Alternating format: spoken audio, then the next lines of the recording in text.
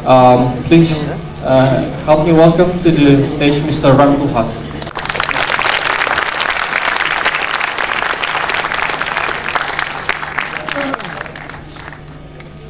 Good afternoon.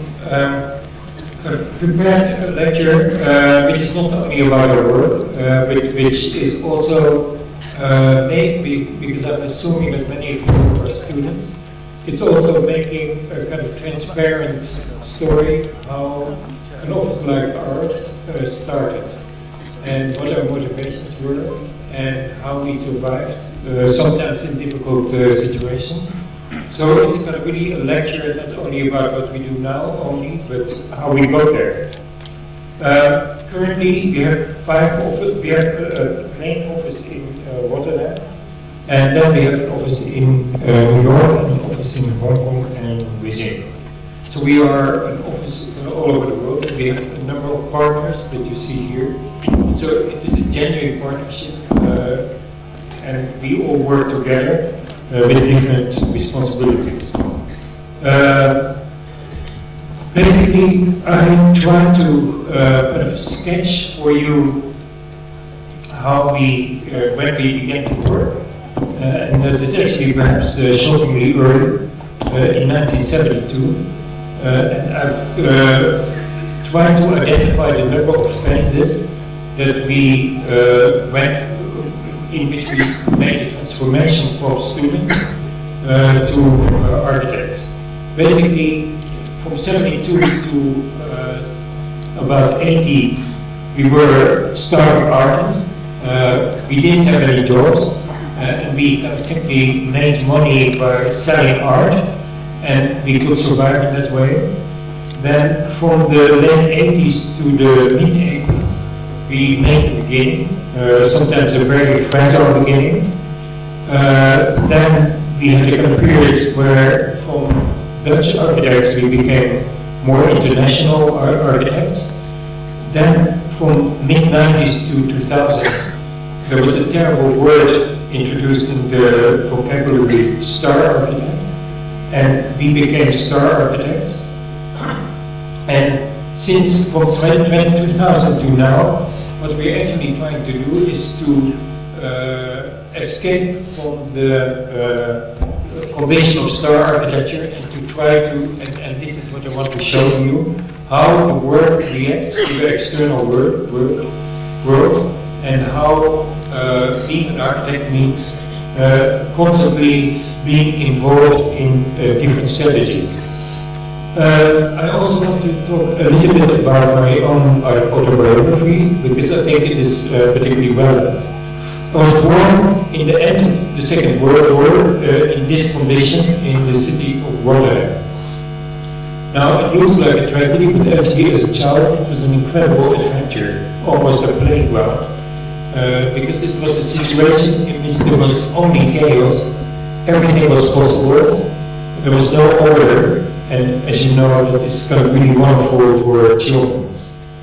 When I was 8, my parents took me to Indonesia, and that was, in a way, continuation of the same story. It was very chaotic, it was very free. My parents didn't have any control over us, and therefore the second part of my life in Indonesia was kind of really an extension of this earlier adventure.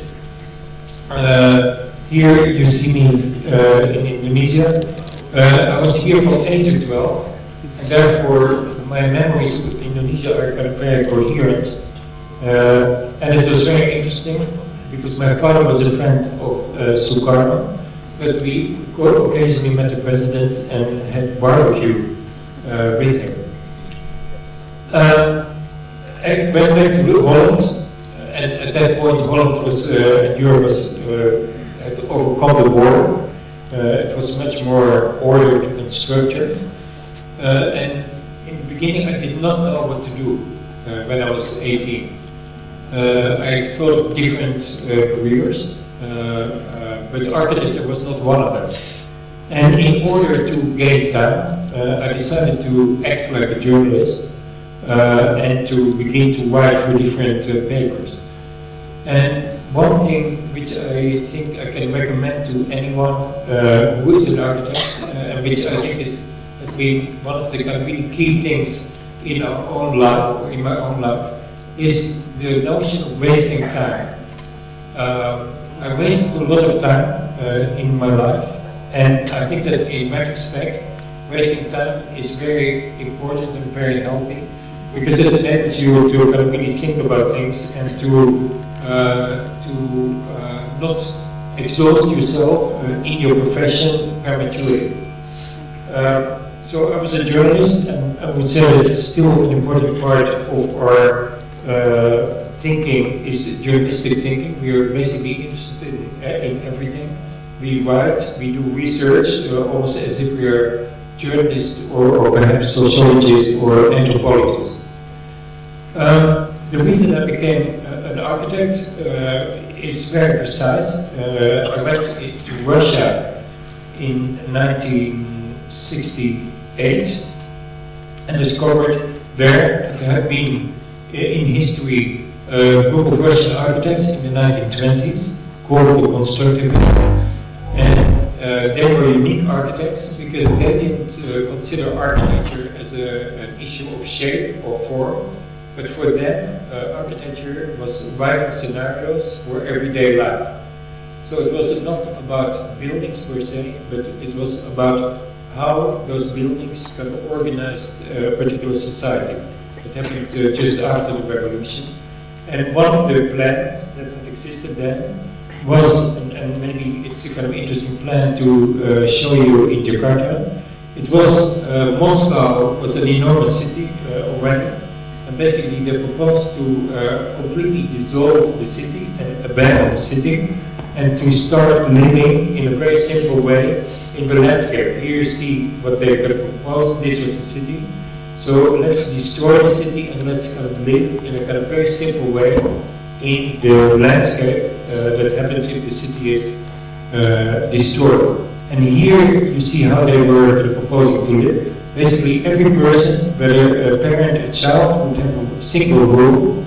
These rooms would kind of move through the landscape. And every so many meter, 100 meters, there was a kind of collective entity where people would eat, could wash, could go to school, etc., etc. So for me, what was extremely exciting is that architecture could be interpreted almost like a form of script writing, not buildings, but basically to decide how people live, to make proposals how people could live differently. And that attracted me and made me kind of really an architect. I started studying architecture when I was 25. I was ready when I was 30. And then I wasted more time. I went to New York because I had a kind of vague instinct that something had happened in New York that was very important to understand, because it affected architecture and it made architecture forever different. And I wanted to understand what had happened in New York. So basically I spent almost 6 years researching New York, not only in official archives, but really researching New York as a popular phenomenon. Because I think that is the important thing about New York. It's not only a creation of professionals, but it is a kind of mixture of a kind of professional, organized system with an enormous push from the population at large.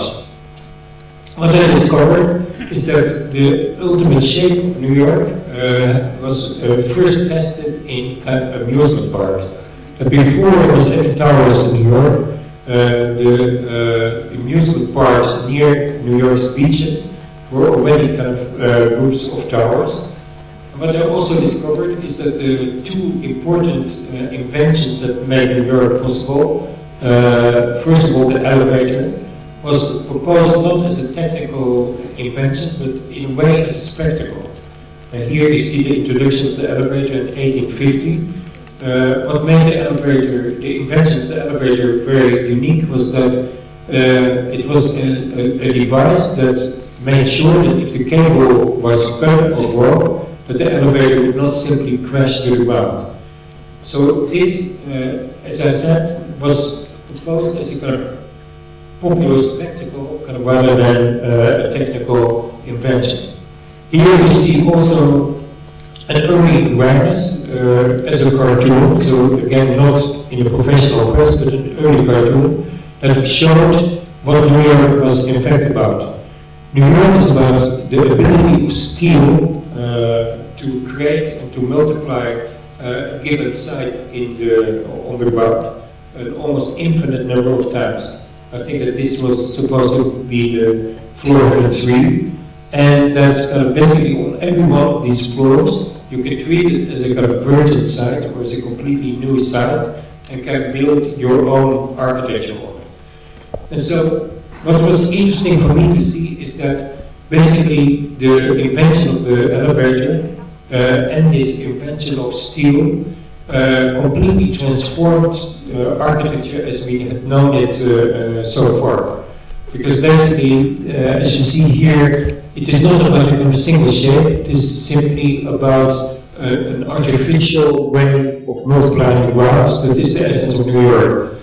And here you see the radical, almost revolutionary nature of those two inventions together in the early part of the 20th century, where the classical way of doing things kind of suddenly was exploded by these two possibilities.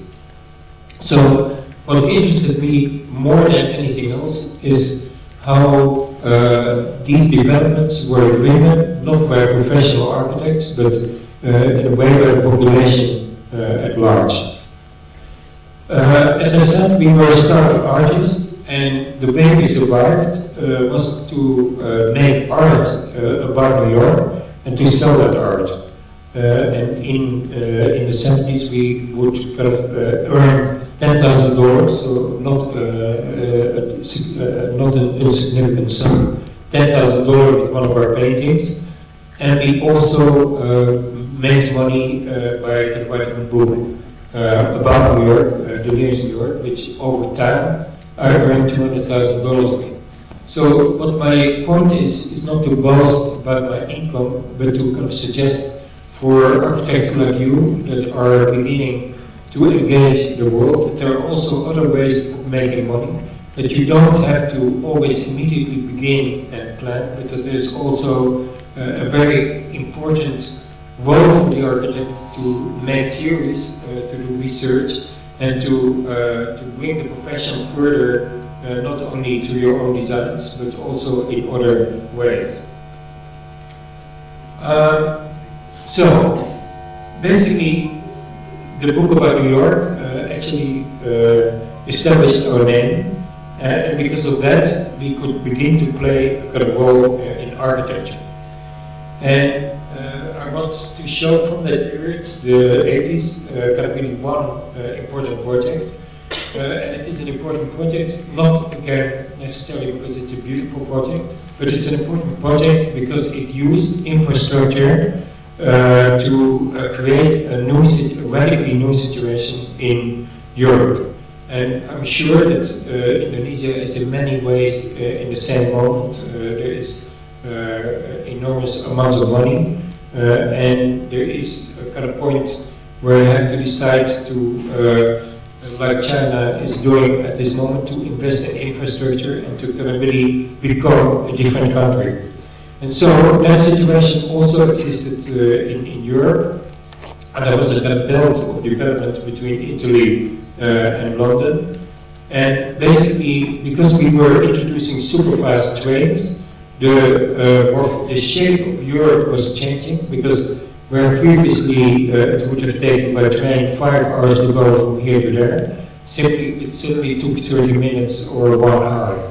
And basically, therefore, the kind of center or the heart of Europe, which was kind of quite a considerable area, suddenly became much smaller and much more compact.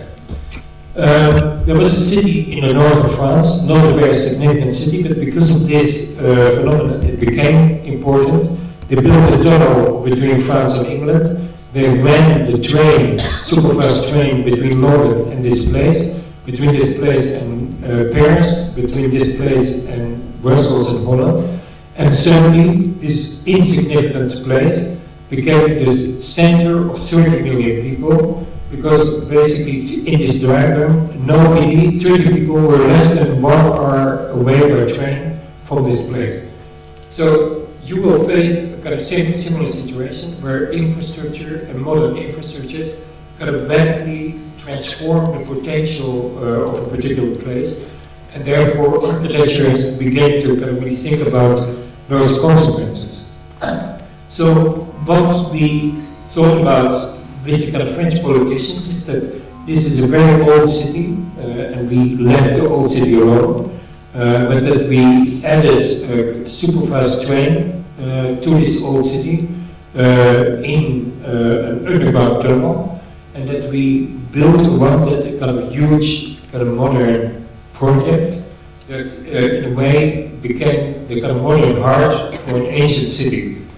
What is interesting is that architecture is much more than kind of simply making buildings. For me, it is also kind of really thinking about infrastructures, thinking about highways, thinking about trains, and thinking about how those two could interact to create new and unique situations. What is also important to realize, and I hope that that will also happen in Indonesia, that these were projects where the public sector took its responsibility. We have lived, and we'll talk about it later, for a very long time in a situation where the market economy dominates everything, where the public sector is withdrawing and not taking many initiatives. In the 80s, this kind of initiative of transforming Europe were taken by the public sector, taken by the countries, taken by France and England in a very conscious manner. Here you see the kind of project. Again, it's not really important what the project is about, but what is important is to say that kind of infrastructure is integrated with architecture, with building, and that basically this enormous modern complex coexisted with a historical city, and that the two could flourish at the same time. This was, in a way, my first building, and for me, again, it was a building built with incredibly little money. It was a very, very cheap building, but it was a building that didn't look very beautiful, but it was a building that did a lot of things. It had a huge effect. Because the building was a combination of an auditorium for 5,000 people, a conference center, and an exhibition hall, all created in one. And the unique thing about the building was that each of these could be used independently, but they could also be used as a single entity. And I think that this way of thinking has remained perhaps the strongest characteristic of our office, more interested in what a building does than in how a building looks. Here you see one of those performances. It could be used for culture, it could be used for politics, or it could be used for a commercial entity. So it was a building that had a kind of very big range in many levels. So this is, in a way, the kind of introduction to how we came more or less where we are now. And now I want to kind of more address the current period. And the current period for me starts in 95. I know for you it starts in 98. And what you see here in this line is the kind of behavior of Wall Street and the stock market. And so therefore it is a period that Wall Street exploded, that the stock market exploded, and that money and the economy became our dominant preoccupation. And that is not only in Indonesia, it is a kind of worldwide phenomenon. It did some really important things to architecture, which I think architects have not enough reflected about. This is the Greek temple. You understand perfectly the values. If I took Borobudur, you would also understand the values. It's a symbol of a society, and they try with the symbol to express their most intimate values. Then the market economy interfered, the yen, the euro, and the dollar spelled the word yes. And now this is architecture. And I think that the market economy really had a very big influence on architecture, because suddenly we see that the architecture is no longer a collective thing. It's not expressing the values of a society, but it's really a very individual thing. Everyone knows this is one architect, Frank Gehry.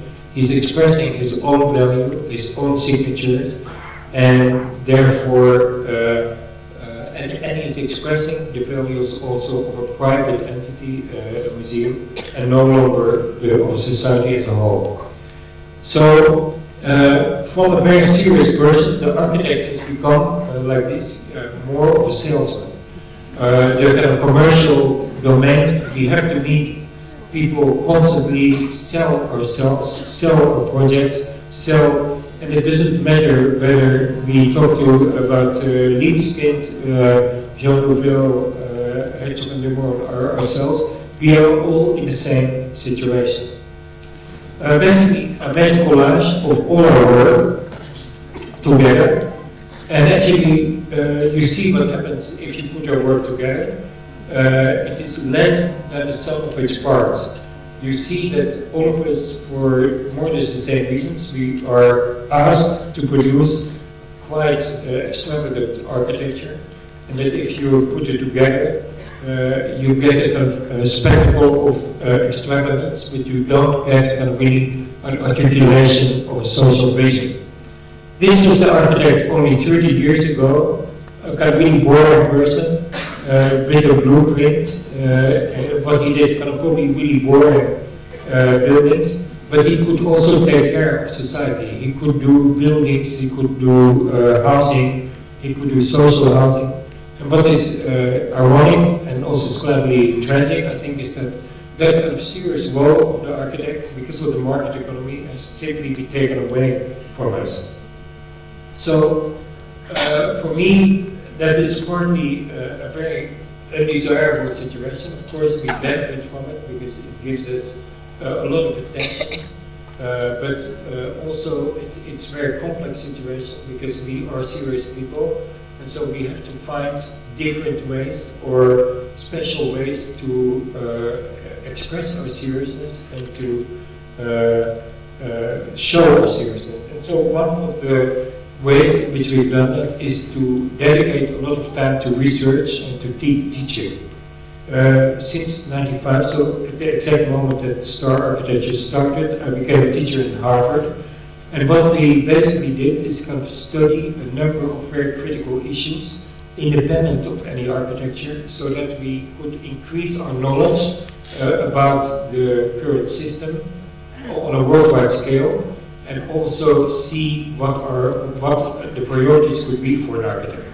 We started by studying the architecture of shopping, because I suddenly realized that shopping was becoming the most dominant phenomenon of our society, but that very few architects had kind of really looked at shopping seriously. So we looked at the amount of shopping that was available for every person in the world, and then you see that, for instance, every American carries permanently 23 square meters of shopping on their back, which they have to kind of support throughout their lives. So it's an incredible burden for which they eventually have to pay. We also analyzed how shopping, from a very distinct and separate activity that was available in markets, became more and more increased in scale, increased in density. You have the kind of market, then you have the shopping center, you have the department store, and now we have kind of a situation which is kind of very complex, where almost every single activity and program known to man, whether it's entertainment, religion, airport, is infiltrated by shopping and is partly supported by shopping. So shopping is what keeps our society together, and that is, we really need to question whether that is the most satisfying way of organizing our society, or whether we don't need other more public events to keep us entertained. Another effect of shopping, I think, and of air conditioning, which is the condition for shopping, is that we are also placing now buildings of unlimited scale. Buildings become bigger and bigger. There are buildings now that are like 1 million square feet. Probably in the future, even that scale will be surpassed. So we've never had architecture at this scale, and of course we don't have a way of really creating great architecture at this scale. So this is another thing that we've been researching. What are the conditions to create an architecture with that scale? We looked a lot at China, again in '95, before everyone was aware that China would be developing. But we looked at the conditions in China, and what we discovered is that the city in Shenzhen, for instance, where this is the center. The center is a golf course. It is surrounded by a city. And the amazing thing is that everything you see in this single image is less than 11 years old. So what is happening is that the city is created at a greater speed than cities have ever been created. And that is also a new phenomenon that architecture is not really prepared for. So we looked at the Chinese architect and looked at the conditions that they had to work in. We looked at the number of architects per 1,000 people in England, France, the US and China. And so you see that Europe has a lot of architects, America about half, China has very few architects. Then you look at the honorariums. European architects earn a lot, American architects about half, and Chinese architects almost nothing. And then you see who builds. And then European architects build almost nothing. America 5 times as much, and the Chinese architect builds maybe 20, 25 times as much. So what we discovered already in '95 is that therefore by definition Asia and China are becoming, in terms of architectural production, the most important part of the world, and that the architectural profession is still, for whatever reason, completely focused on the West and focused on us. So it was a deliberate warning that in the future we would not be the center anymore, that the center was kind of shifting. When cities are made at this incredible speed, and you can probably also recognize it from Jakarta, things that in architectural tradition and history are never combined in a single image. This is the center, the most congested intersection in Shenzhen, but it's 400 meters away from rice fields. So you could never before have had such a kind of strange presence of metropolis and nature in such close proximity. And there again, I would say that the key thing to understand about the current moment is that a whole series of mutations are being introduced that we really have to think about. So we didn't do only research, we also transformed and changed the nature of the office. Our architecture office is called OMA, Office for Metropolitan Architecture. We started a second office, AMO, which is a kind of mirror image, and which became a think tank.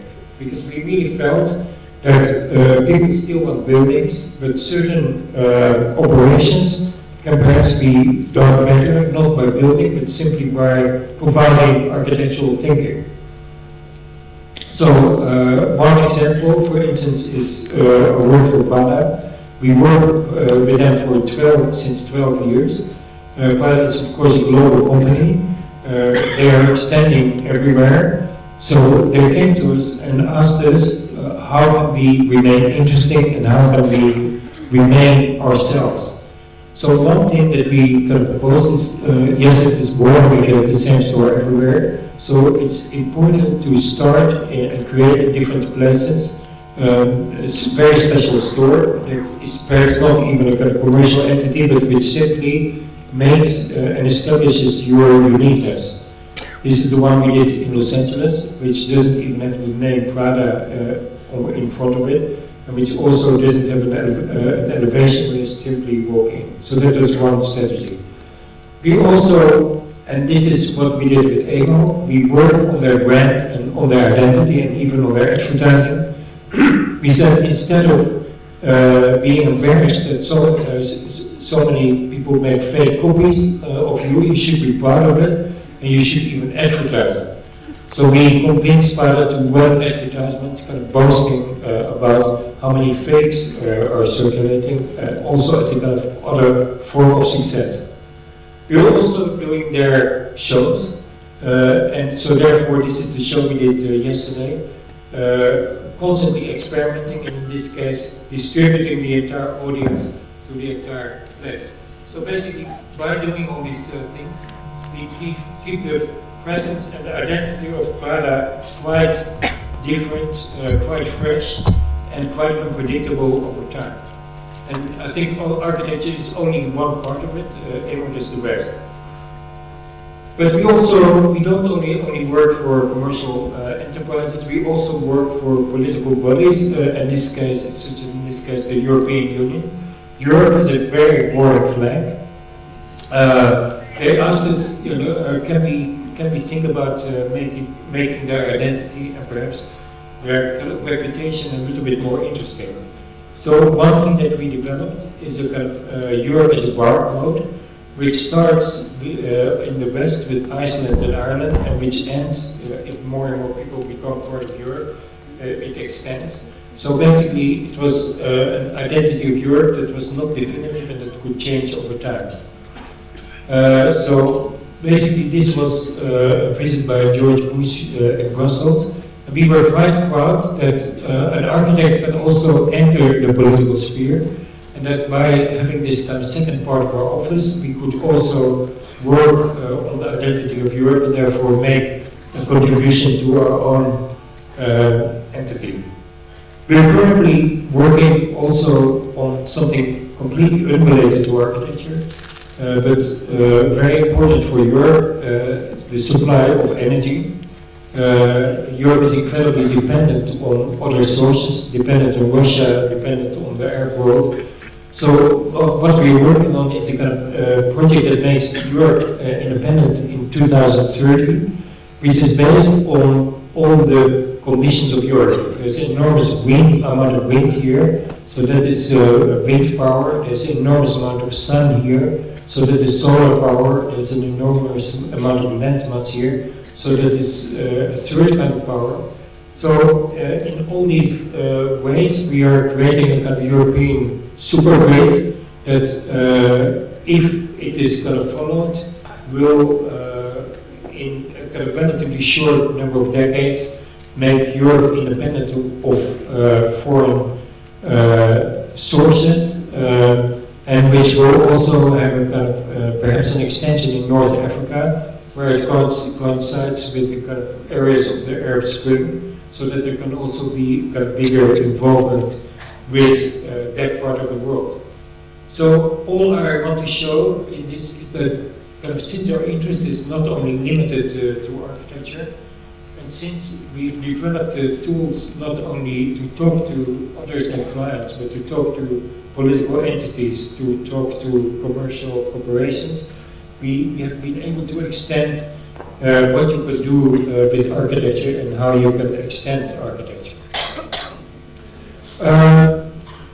Since 2011, we have basically focused on this part of the world because we think that the kind of relationship between China, Russia, India, Arab world, and Europe, basically Eurasian landmass, and of course Indonesia is part of that, is going to be the key thing of the future.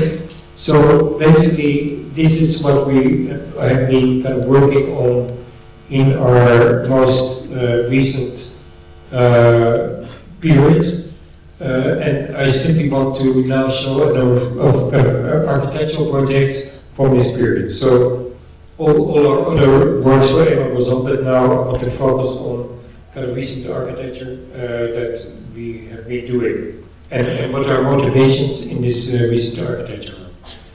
I will start with the library in Seattle, which we completed in 2004. And there Again, it was not necessarily form that we were looking at, but basically the conditions of architecture today. Books are, of course, there's a lot of competing technologies that in a way threaten the books.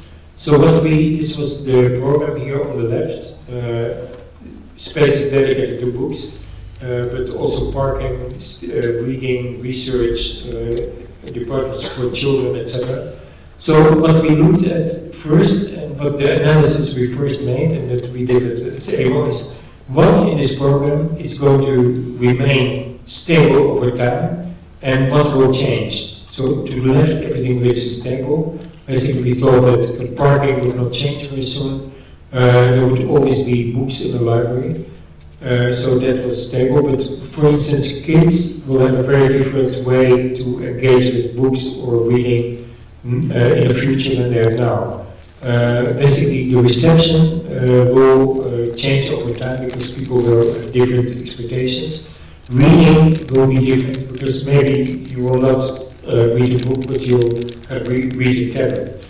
So basically, the building itself became a kind of mixture of elements that we sort of did not change over times. Those we kind of organized in very rectangular and solid elements. And in between, all the life that we thought would be changing very quickly. So the building was a kind of combination of stable entities and entities that evolve constantly. And here you see the kind of model, you see these kind of more solid pieces that are lifted from each other, and then in between the kind of open pieces, almost like landscape, where life can change kind of very quickly. Here you see the building as it was built, the solid pieces, and in between the kind of open pieces that have to change very quickly. This is an image of the reception. It's a very open and public building. You can enter it from all sides.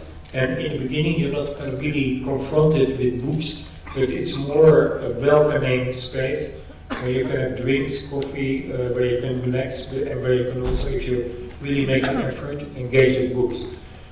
And basically, I think that if I look at Jakarta, and I apologize because of course I've seen not a fraction of it, but I think that this kind of public space, this space which is not a commercial space, but a kind of public space, is really what is needed to be introduced in this city too. So that as the city evolves, as the society evolves, you're not kind of confronted with the commercial spaces only, but also have a choice for other kind of entities. And I think that architects kind of particularly can really think about those entities and help to think what is public today. So this is one of these spaces. Only if you want to, you can engage with books. And then if you're really motivated, you can kind of go up in the building and be in very, very concentrated areas where you look at catalogs, internet, etc. And then beyond, there is a kind of reading room in the upper part where you can do nothing but read and where you are in daylight and have a very beautiful view of the city. So the building is not only a direct response to a kind of program, but also a serious effort to define what the public needs today and what the public needs in contrast to their kind of material and commercial world. Basically, this kind of architecture still can have a kind of good economic effect and good effect on the economy, even though it is public, even though the city paid for it, is shown in this kind of statistic where the building was finished in 2004. Basically, it created an enormous increase in visitors to the city, and it created a real leap in the spending of visitors in the city. So I think that is something that a country like Indonesia really needs to understand, that basically if you invest in the public realm, the entire system benefits from it, not only the public realm, and that therefore it's not wasted money of taxpayers. The second building I want to show in a certain amount of detail is the Central China Television, which in a way looks like an icon or an extravagant building, but which in fact is a kind of very serious organization.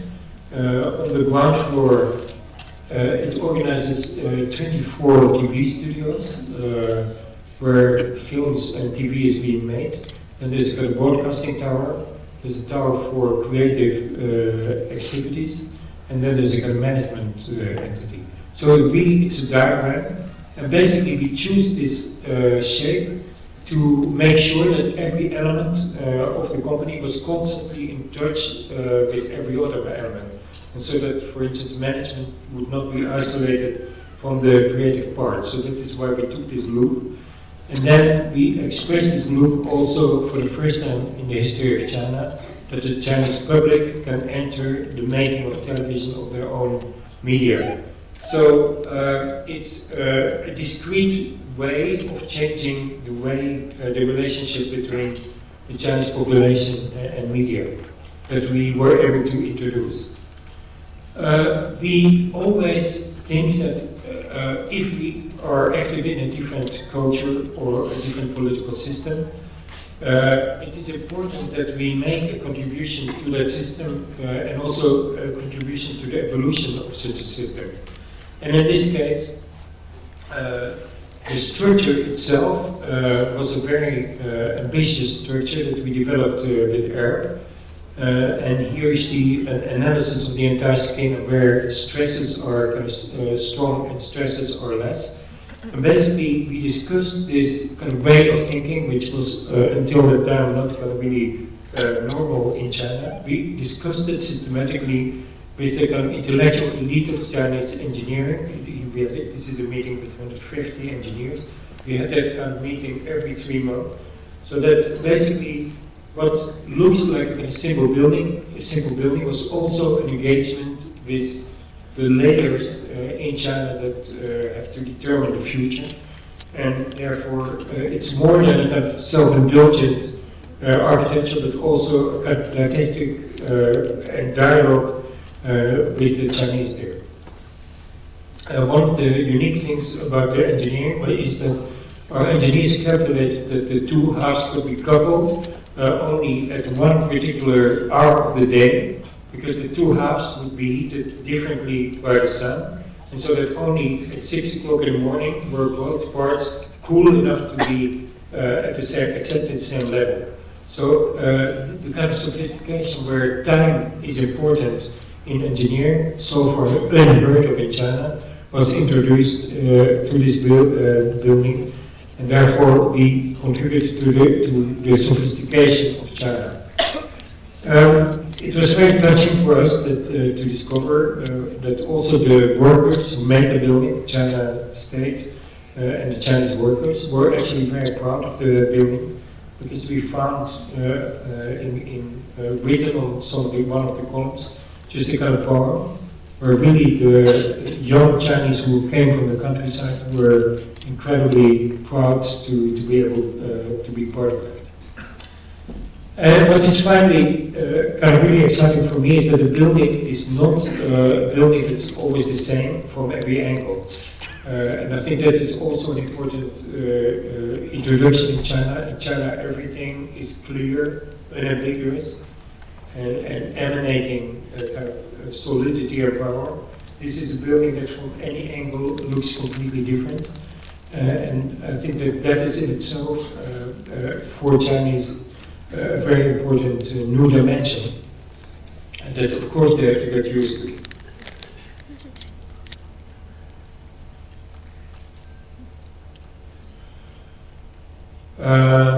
I have only 10 more minutes, if I see it correctly. So that means that I'm skipping some buildings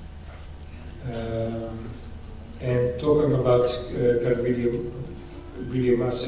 Maybe I will get very quickly. So this was an extravagant building and a very ambitious building.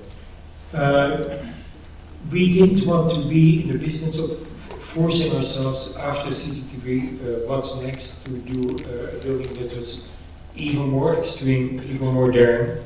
So we deliberately took a step back and kind of looked into a kind of quieter, more simple and more straightforward architecture. And this is one proposal in Dubai. But as you know, Dubai is also kind of a lot of architecture which is completely extravagant. So here we really thought, what can we do in Dubai, this heart of very extravagant architecture? What we basically did, we took a section of the city and kind of made it vertical, and basically said, this is a building 200 meters wide, 300 meters tall. It's a single slab of concrete, so it doesn't have any cladding. It's kind of made almost like an elevator shaft. And basically, in its serenity, it will be made out of white concrete. In its serenity and in its simplicity, it will stand out as a kind of special, as a kind of new beginning amidst all the kind of commercial architecture of Dubai. And the only special thing about it is that we devised with the engineers a way in which, for very little energy, it could rotate. So it was the first building that kind of rotates on its axis. And once every 24 hours, it would rotate with the sun, so that the sun would not kind of heat the entire building. So, as you've seen, our office has constantly been kind of looking for strategies to not to conform to what the kind of world imposes on us, and to try to find ways of doing architecture in a different way, and also to sometimes act against our own direct commercial interest. So, for instance, our response to this architecture is therefore this kind of really very simple architecture, which for us is making a kind of new and radical beginning. I want to show one more building, one more project, and that is a kind of project for a subject that also interests us enormously, and where we also started to work simply because we did not want to only be architects of contemporary masterpieces, we also wanted to look at the past. So in the last 10 years we've been involved more and more in preservation. Because I think that preservation is a very important thing. Each country is wrestling with it. I know Jakarta is also wrestling with it. And more and more you see that preservation is also in the market economy system very often the kind of beginning of development or the beginning of a kind of very commercial phase. What we try to think about is the city of Beijing, where preservation typically wants to preserve what is old or what is special. So these are the things that currently to be preserved in Beijing. Most of it is from 1930 and from earlier dynasties. And almost nothing from the current period is preserved. And still, in Beijing particularly, and I think also in a city like Jakarta, which has been kind of independent not that long, and which was also the scene of all kinds of revolutionary processes, I think it's very important not only to preserve what is beautiful, but also preserve what is historically important. So what we've been trying to do is to find for Beijing a way that political space in Beijing could also be preserved, that it would not be kind of simply ignored, and that we could also preserve occasionally parts that are like kampongs, where in a way the architecture is not so important, but what is important is the way that people live with kind of very simple environment and have a kind of very intense life with kind of very, very intense exchanges and kind of sharing. We also felt that we should kind of try to see whether that could also not be kind of preserved occasionally. So one thing that we can propose is that in order to really preserve not only the exceptional, but also the typical, or the normal, or the accidental. You could, for instance, kind of propose that there was a kind of grid of areas in the city where you simply decided not to change anything. Or you could, for instance, take a wedge, and that you could do that beautifully in Jakarta, a wedge where nothing would change, everything else could change around it. But somehow in this wedge, kind of some existing situation would be preserved for longer. So basically we're looking at strategies where preservation is not only the masterpiece, not only the heart, not only the old, but also the current conditions, because at one point they will become exotic and special. I want to now ask David to continue with me, so basically I want to end with this. Thank you very much.